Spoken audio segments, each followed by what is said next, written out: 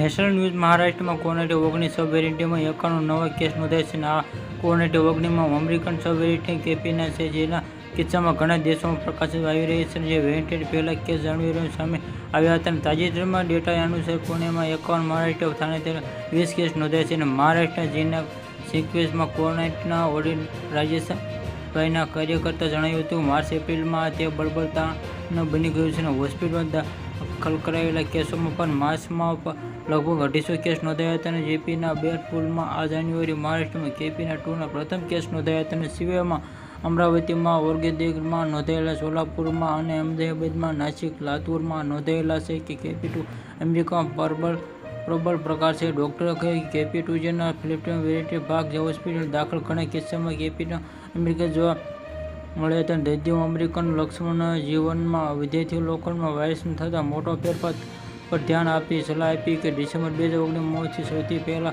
Corona મામલો સામે આવ્યો કે પશ્ચિમમાં ફેલાઈ પશ્ચિમ દેશમાં હજારો દેશ ગુમાવ્યો હતો, ત્યારે આ ઘણા પ્રકારો આવ્યા હતા.